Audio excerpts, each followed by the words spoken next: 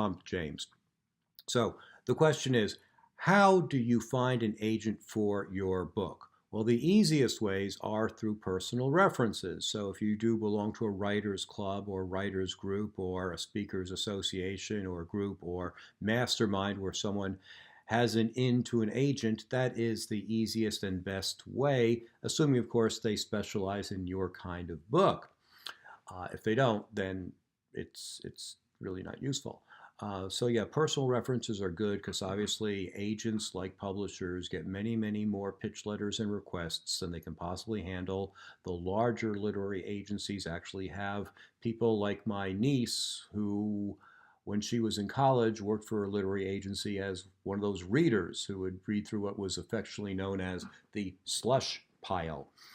So the agent never saw your pitch letter or your book. The interns basically did, and they would decide whether it was worthwhile or not. And if it was, it would go up to another level of reader who would then decide whether it was worth showing it to the agents or not. So there are hoops to run through. So if you have a personal recommendation or an in, definitely use that. Another way to find those agents is by going to conferences for writers, and they will usually promote the fact that there are agents in attendance who will speak and who want to find new books to represent. So don't look at the agent as the enemy, just the opposite. They are your friend, they are your advocate.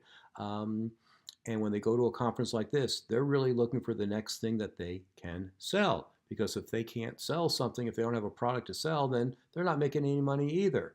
They just want to make sure that their time is best used by representing good products, good books that they think that their contacts in the book publishing world will jump at. So that's how that works. Okay, so those are two ways to get an agent. So let's say you're not going to a conference and you don't have a friend in the business or a friend who can open a door for you. What do? Well, you go online. You can search Google for agents, and this is an easy thing to do. But the key is to look for the right kind of agent.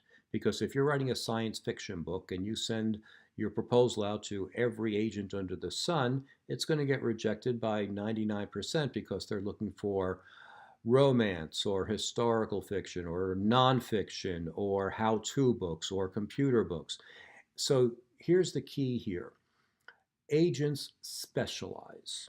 They're not all over the board. Now, granted, a literary agency might be all over the board and represent every genre under the sun, but an agent really represents a smaller part of the universe because they want to be known as the agent who represents, say science fiction or historical fiction or computer books, or it's just a lot easier for them to know all the acquisition editors at all the major publishing companies who specialize in those books as well. So it becomes a very tight, small-knit group of people who know each other and trust each other, which is all very good for you in the long term.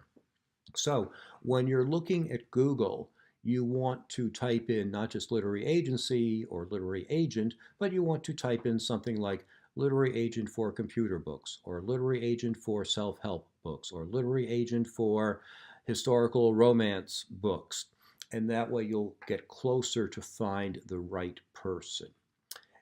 So what happens next? You go to their website and you read about them. So read their bios, make sure they're the right fit. They will tell you what they're looking for. They'll tell you what they are not looking for because they don't want to waste your time or their time. So this is really, really cool. It's up-to-date information, so you know exactly who to approach. On many agents' websites, they will tell you how they want to be approached, which is really, really cool. And unfortunately, one size does not fit all. So some agents may say, send me your proposal by email. Some will say, print it out and send it to me by FedEx or the regular mail. Some will say, there's a form on my website, fill it out. I don't accept anything any other way. And again, this is a benefit for you because you can realize exactly how to interact with them and give them exactly what they need, exactly as they wanted, But realize, of course, if you're dealing with 5 different agents, you might have to jump through 5 different hoops, 5 different ways.